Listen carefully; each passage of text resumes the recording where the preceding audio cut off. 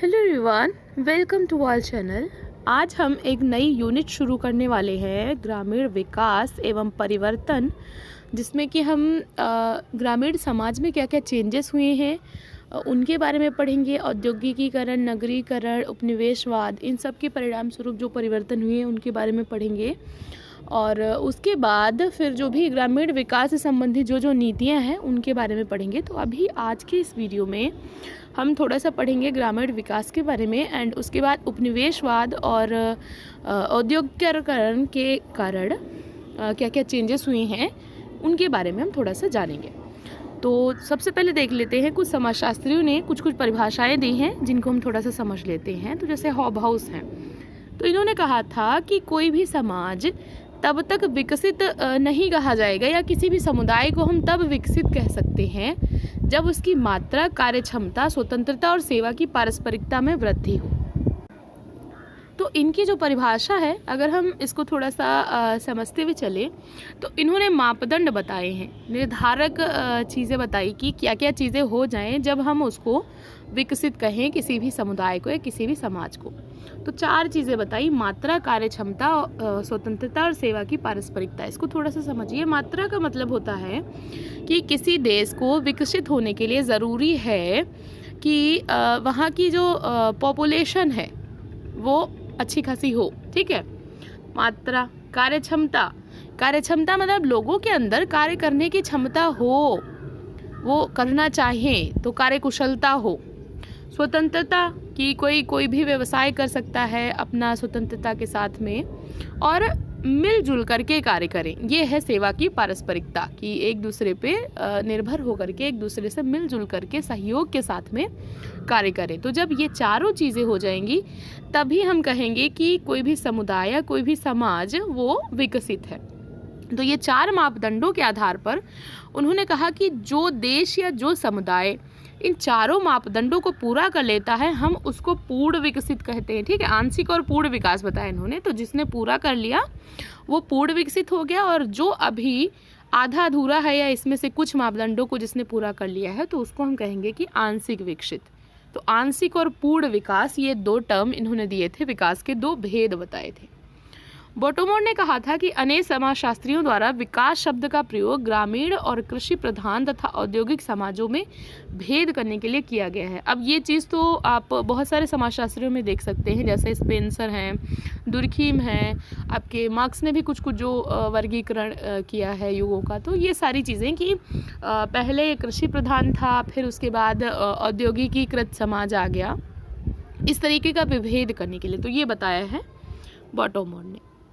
तो इस तरीके से ये तो कुछ हो गई परिभाषाएं। अगर हम बात करें भारतीय समाज में हो रहे परिवर्तनों की, क्या क्या चेंजेस हुए हैं हमारे भारतीय समाज में, तो उसमें आएगा कि भारतीय समाज में क्या क्या सामाजिक, आर्थिक और राजनीतिक और संरचनात्मक और सांस्कृतिक परिवर्तन हुए हैं।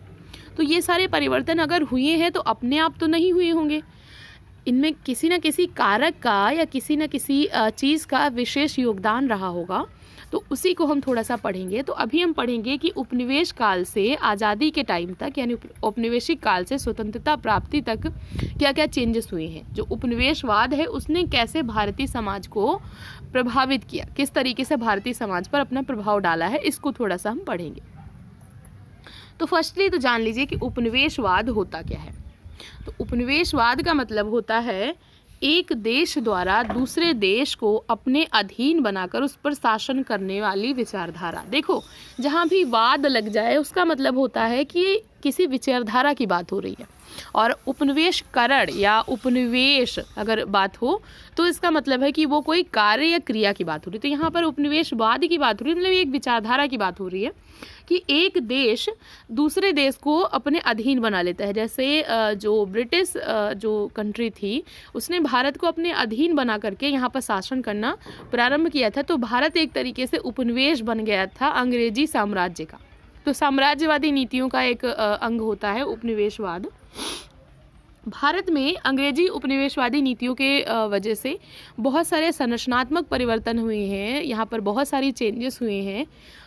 जैसे कि अगर हम देखें तो अंग्रेजी उपनिवेश काल में जो कि पूंजीवादी व्यवस्था पर एक तरीके से आधारित थी, बड़े पैमाने पर बहुत ज़्यादा आर्थिक रूप से इन्होंने चेंजेस करने की कोशिश करी है। भूमि स्वामित्व के नियमों को इन्होंने चेंज किया है, उत्पादन और वितरण प्रणाली को बदल दिया है, और ऐसे बदला है कि ब्रिटिश साम्राज्य और पूंजीवाद को लाभ पहुंच सके। मतलब इससे पहले की जो व्यवस्था थी, जैसे मुगल काल रहा है और भी जो राजा महाराजा रहे हैं, तो उन्होंने इतना ज़्यादा आर्थिक परिवर्तन करने की कोशिश नहीं की। लेकिन अब चूंकि ये बाहरी वो उपनिवेश के रूप में यहाँ पर उन्होंने भारत को एक अपना अधीन राज्य बना करके यहाँ पर शासन करना चाहा, तो उन्होंने ऐसी ऐसी नीतियाँ बनाई भारत में जिससे कि उनको ज़्यादा से ज़्यादा आर्थिक लाभ मिल सके। तो उन्होंने क्या किया कि उत्पादन और वितरण संबंधी नियम बनाए, भूमि स्वामित्व संबंधी नियम बनाए, जैसे जो जमींदारी प्रथा थी वो लागू करी। उन्हीं लोगों को ज़मीन सौंप दी गई जो अंग्रेज़ों के हितों के लिए कार्य कर सके, और नियम बना दिए गए कि क्या क्या आप उगा सकते हो, क्या क्या चीज़ का आप बेच सकते हो। तो मुख्यतः इन्होंने चाय की खेती, कपास की खेती, इस पे ज़्यादा जोर दिया। यहाँ से ये लोग ये कच्चा माल ले जाते थे और फिर इंग्लैंड के कारखानों में उसको थोड़ा सा परिशुद्ध करके और फिर वापस यहीं पे आकर के महंगे दामों में वो चीज़ बेचते थे। तो ऐसी ऐसी नीतियाँ बनाई अंग्रेज़ों ने जिससे बहुत बड़े पैमाने पर आर्थिक क्षेत्र में चेंजेस हुए। उनके साम्राज्य को लाभ पहुंचा, पूंजीवाद को लाभ पहुंचा। जो प्राइवेट प्रॉपर्टी थी वो बहुत ज़्यादा बढ़ी इस काल में। अगर हम बात करें पूर्वोत्तर भारत की, तो पूर्वोत्तर भारत में वन संबंधी बहुत नियम बनाए गए। पेड़ों की कटाई, चाय की खेती प्रारंभ करी गई, और वहाँ के मूल निवासियों को बताया गया कि तुमको जंगल पर तुम्हारा कोई अधिकार नहीं है। मतलब पहले क्या था कि जो वन था वो आदिवासियों की संपत्ति माना जाता था। वन और वन से प्राप्त होने वाले जो भी पदार्थ थे उनको माना जाता था कि ये आदिवासियों की संपत्ति है, आदिवासी उसी से अपना जीवन निर्वाह करते थे। लेकिन फिर नियम बना दिए गए कि तुम्हारा उस पर कोई अधिकार नहीं है। इस पर किसका अधिकार होगा? अंग्रेजी सरकार का। तो वन संबंधी नियम बना दिए गए। पेड़ों की कटाई बहुत ज़्यादा की जाने लगी। जो बहुकीमती पेड़ थे उनको काटा जाने लगा। चाय की खेती प्रारंभ करवाई गई जबरन, ताकि इससे जो उनकी साम्राज्यवादी नीतियां हैं उनको फ़ायदा पहुंच सके। तो ये सारी चीज़ें करी गई। तो ये तो हो गए कि आर्थिक परिवर्तन उन्होंने क्या क्या किए, जबरन क्या क्या चीज़ें लाई, ये सारा कुछ उन्होंने किया। उसके बाद कुछ कुछ चीज़ें उन्होंने बेहतर भी करी हैं, जैसे कि उन्होंने किया अपने लिए बेहतर, लेकिन बाद में वो देखा जाए तो भारत के हित में भी वो चीज़ें हुई। तो उन्होंने क्या किया कि आवागमन के साधन यहाँ पर भारत में पहले बहुत ज़्यादा प्राचीन टाइप के थे, जैसे बैलगाड़ी से पैदल जाना, साइकिल से जाना, ये सब था। लेकिन उन्होंने क्या किया, रेलगाड़ी चलाई। तो रेलगाड़ी यानी आवागमन के नए साधन उन्होंने उपलब्ध कराए। तो जब नए साधन आए तो इससे क्या हुआ कि व्यक्तियों के बीच में गतिशीलता बहुत ज़्यादा बढ़ी। पलायन करने की जो मात्रा थी उसमें वृद्धि हुई, क्योंकि अब जब गांव में रोज़गार नहीं मिल रहा है, पूरी व्यवस्था को उन्होंने बदल के रख दिया है, शोषणकारी व्यवस्था हो गई है। तो व्यक्ति को जबरन वो लोग जो मज़दूर थे उनको जबरन यहाँ से वहाँ ले जाते थे, बहुत ज़्यादा ज़बरदस्ती के साथ में, और फिर उनसे काम करवाते थे। तो ये सारी चीज़ें हुई हैं और व्यक्तियों के बीच में गतिशीलता बढ़ी। अब जब गतिशीलता बढ़ती है तो उसके दो प्रभाव होते हैं। एक तो अच्छा होता है कि हमें जहाँ भी हम गए हैं वहाँ के कल्चर वगैरह सीखने को मिलेगा, लेकिन इसका एक बैड इम्पैक्ट ये होता है कि जहाँ हम रह रहे हैं वहाँ से हमारा परिवार छूट जाता है। मतलब कोई भी आप कहीं भी रह रहे हो, वहाँ से आपको कोई उठा करके किसी दूसरी जगह पे ले जाए तो फिर आपका परिवार टूट रहा है। तो गतिशीलता का ये एक बैड इम्पैक्ट रहा, लेकिन आवागमन के साधन इन्होंने उपलब्ध कराई, ये एक अच्छी चीज़ रही। भारतीय मज़दूरों और जो सेवाकर्मी थे उनको जहाज़ों से एशिया से बाहर ले जाया गया, एशिया के ही बहुत सारे देशों में ले जाया गया, अफ्रीका, अमेरिका में ले जाया गया। और इतनी दूर जाने के बाद बहुत सारे जो भारतीय जो मज़दूर वहाँ पहुँच गए वो वहाँ से वापस नहीं आ पाए, तो फिर वो वहीं पर रह गए। और अभी जो हम लोग बोलते हैं ना भारतीय मूल के, तो वो भारतीय मूल के वही लोग हैं जो अंग्रेजी शासन काल में यहाँ से ले जाए गए थे और वो लोग वहीं पर रह गए, आ नहीं पाए। तो ये सारी चीज़ें हुई। तो इससे क्या हुआ कि काफ़ी हद तक जो पारिवारिक संस्थाएं थी उनमें टूट फूट हुई। व्यक्ति अपना घर छोड़ करके उनको जाना पड़ा दूर दूर, और भी बहुत सारे चेंजेस हुए। तो ये सारी चीज़ें देखने को मिली। तो और एक और चीज़ करी अंग्रेजी शासनकाल में कि पश्चिमी शिक्षा पद्धति को यहाँ पर लागू किया। यानी अंग्रेजी सीखने पे बहुत ज़्यादा जोर दिया गया, पश्चिमी शिक्षा पद्धति को लागू किया गया। तो इसके इन्होंने जो लागू किया था उसका पहला प्रभाव ये चाहते थे कि जब लोग अंग्रेजी सीखेंगे तो हमारी स्वामी भक्ति करेंगे, मतलब हमारे ही हित में काम करेंगे, और एक तरीके से वो अपनी संस्कृति का प्रचार करना चाहते थे, जिसमें काफ़ी हद तक वो सफल भी रहे हैं। अभी देखो हम लोग अपनी सभ्यता को भूल रहे हैं और पश्चिमी सभ्यता को अपना रहे हैं। तो इसका एक बड़ा प्रभाव है, यही है, शिक्षा पद्धति की वजह से ही हो रहा है कि हम अपना कल्चर भूल रहे हैं और पश्चिमी सभ्यता को अपना रहे हैं। लेकिन इसका एक विपरीत प्रभाव भी हुआ। अंग्रेजों ने किस लिए शुरू किया कि हम ये शिक्षा पद्धति लागू कर रहे हैं ताकि हमारे स्वामी भक्तों की एक टीम तैयार हो सके, जो हमारी आज्ञा का पालन करें, हमारे कल्चर को फॉलो करें, ये सारी चीज़ें। लेकिन इसका बुरा प्रभाव ये रहा कि जब लोगों ने अंग्रेजी सीखी तो अंग्रेजी साहित्य को भी पढ़ा, और अंग्रेजी साहित्य में जैसे फ्रांस की क्रांति के बारे में उन्होंने जाना, और भी जो अलग अलग जहाँ जहाँ पे क्रांतियाँ हुई उनके बारे में भारतीय लोगों ने पढ़ा, और लोगों के अंदर आया कि वहाँ पर देखो कितना अच्छा है, स्वतंत्रता समानता की बात हो रही है और हम पर ये लोग शासन कर रहे हैं। तो फिर ये जो चीज़ हुई, इससे क्या हुआ कि लोगों के अंदर ये फीलिंग आने लगी कि नहीं, हमारे राष्ट्र में हमारा शासन होना चाहिए और हम एक नेशन है। तो राष्ट्रवादी भावना यहाँ पर पनपी, स्वतंत्रता समानता के विचारों को बहुत ज़्यादा इससे बढ़ावा मिला, तो राष्ट्रवादी भावना यहाँ पर पनपी। तो दो चीज़ें उन्होंने करी, मेन एक तो इन्होंने आर्थिक क्षेत्र में बहुत सारे परिवर्तन किए हैं, दूसरा एक तो रेलगाड़ी उन्होंने चलाई जिससे संरचनात्मक परिवर्तन हुए, परिवारों में बहुत ज़्यादा टूट फूट हुई, और एक शिक्षा पद्धति, अंग्रेजी शिक्षा पद्धति लागू करी। तो जिसका एक प्रभाव तो ये हुआ कि पश्चिमी सभ्यता को हम लोगों ने अपना लिया, लेकिन इसका एक दूसरा प्रभाव ये भी देखने को मिला कि राष्ट्रवाद की भावना इससे आई, लोगों के अंदर चेतना आई कि हाँ देखो वहाँ के नागरिकों ने क्रांति करी थी और वहाँ पे अपने राष्ट्र का शासन, जबकि हम लोग गुलामी में जी रहे हैं। तो ये चीज़ आई, ठीक। तो ये थोड़ा सा रहा। तो इसी काल में एक भावना उपजी जिसको कहा गया राष्ट्र राज्य, जिसकी बात होती है नेशन स्टेट। तो नेशन स्टेट को भी थोड़ा सा समझ लेते हैं। ये क्या होता है? तो नेशन स्टेट एक कोई ऐसा क्षेत्र होता है जहाँ पर सरकार को संप्रभुता प्राप्त है और उसके जो नागरिक हैं वो स्वतंत्रता के साथ में संप्रभुता का उपयोग कर सकते हैं और अपने देश से घनिष्ठ रूप से संबंधित रहते हैं। सिंपली अगर हम कहें तो नेशन और स्टेट दोनों को मिला दिया। स्टेट का मतलब है कि सरकार है और प्लस संप्रभुता है और नागरिक है, और नेशन का मतलब है कि उस सरकार के साथ में, उस राष्ट्र के साथ में हमारी फीलिंग्स जुड़ी हुई हैं, वी फीलिंग्स जुड़ी हुई हैं। तो जहाँ के नागरिकों के मन में अपने राष्ट्र के लिए एक वी फीलिंग आ जाए, हम की भावना आ जाए, और प्लस वहाँ की सरकार को संप्रभुता प्राप्त हो और अच्छे से वो सारा कुछ कर रही हो, उसी को बोलते हैं राष्ट्र राज्य या नेशन स्टेट। तो ये तो हो गया नेशन स्टेट का। अब अगर हम बात करें कि ब्रिटिश काल का प्रमुख प्रभाव क्या रहा, तो डीपी मुखर्जी के शब्दों में हम कह सकते हैं कि ईस्ट इंडिया कंपनी बाद में ब्रिटिश शासन ने भारत में जो दिया वो था एक तो भूस्वामित्व और दूसरा था अंग्रेजी में शिक्षा की सुविधा। एक क्या दिया? भूस्वामित्व यानी जो जमींदारी प्रथा थी, और दूसरा क्या दिया? अंग्रेजी में शिक्षा प्राप्त करने की सुविधा दी। तो इससे हुआ क्या कि जो जमींदार वर्ग पनपा, और उससे दूसरे से क्या हुआ, जो शिक्षा की सुविधा दी, इससे क्या हो गया कि नौकरी ढूंढने वाला वर्ग पनपा। देखो अभी जो हम भारत में देख रहे हैं, जो स्थिति है, बेरोजगारी जो भी है, सारी चीज़ें हैं। लोग बोलते हैं ना बेरोजगारी बहुत ज़्यादा है, इससे पहले इतना नहीं था। तो इसका रीज़न ये था कि इससे पहले हम लोग आत्मनिर्भर ज़्यादा थे। अभी क्या है कि जो हमारी शिक्षा है वो हम ही लोग हैं, हम ही लोगों को ले लो, तो हम लोग जॉब पाने के लिए पढ़ाई कर रहे हैं, कुछ सीखने के लिए नहीं पढ़ रहे हैं। पहले क्या होता था कि शिक्षा जो होती थी उसमें सीखने पे जोर दिया जाता था।